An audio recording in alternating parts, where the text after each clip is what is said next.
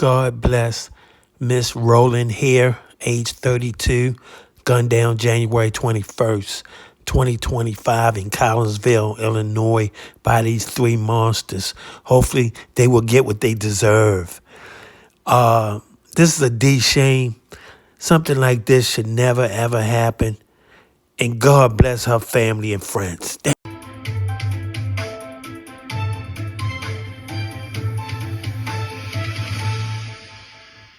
Collinsville woman's life, shocking multiple communities and wrecking multiple lives. Thanks for joining us here at 5. I'm Corey Stark. I'm Samantha Jones. The major case squad cracking the case in this Metro East murder that's left so many stunned and in mourning. Portia Rowland is the victim in this killing. She was fatally shot last Tuesday morning outside her Collinsville home. She was warming up her car when a gunman took aim. First Alert 4 Shoshana Stahl is live in Collinsville, where the new details are coming out in this murder-for-hire plot. Shoshana.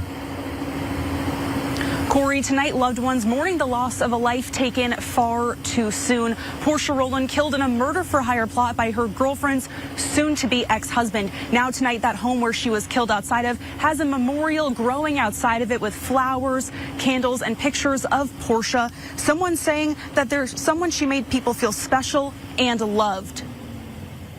I think they want Portia's life to be what people focus on, not how her life ended. A community mourning the loss of 32-year-old Portia Rowland, who was killed outside her Collinsville home last week. She would just really pursue excellence in everything she did, whether that was athletics or academics or her job with the sewer district. Pastor Sharon Ottenreith is officiating the funeral for Portia Monday night, and after sitting down with her family, learned how much joy and light Portia radiated. I've met with hundreds of families at this point to plan funerals, and I know everyone is precious, but I was not prepared for Portia. Like, I wasn't prepared for how highly they spoke of her. She just seemed like a really extraordinary person. 3 men have been charged in her murder. The state's attorney says Sammy Schaefer, the husband of Portia's girlfriend, paid $10,000 for her to be killed. This was not a random act of violence, but rather this was a calculated and cold-hearted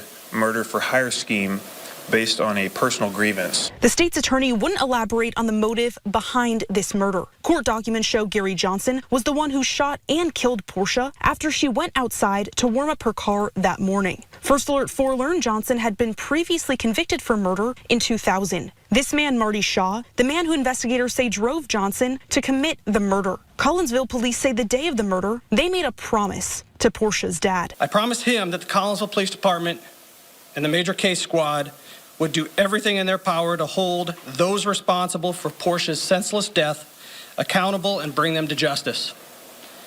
Today, I'm extremely proud to say that we kept that promise. Detectives followed 200 leads, served 30 search warrants, and used license plate readers to track the car and the men responsible for the murder. The murder happening just days before Portia's 33rd birthday. The grief of how short her life was, particularly given the good that they felt she had put into the world, the positive impact she had had, that was cut to 32 years when she could have had so many more years of a positive impact in the world. As family and friends mourn the life taken too soon, they also want to hold on to the legacy Portia is leaving behind. Community grew wherever she went, which I thought was just a beautiful, testament to someone's life.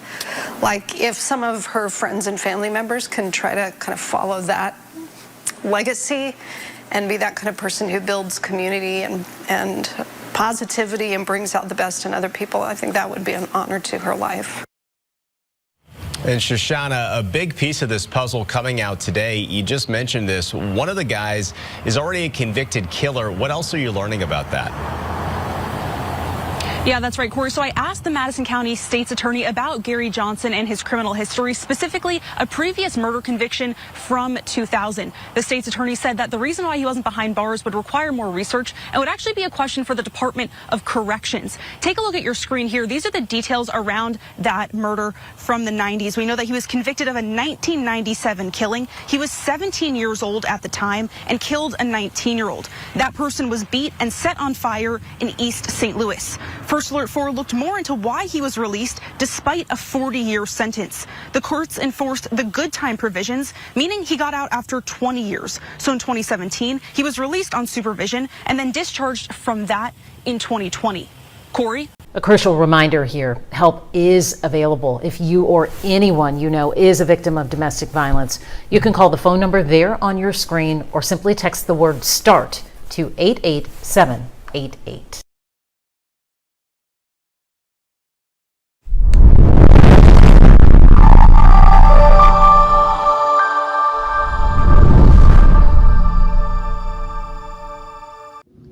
Thanks for watching. We appreciate you. Please subscribe.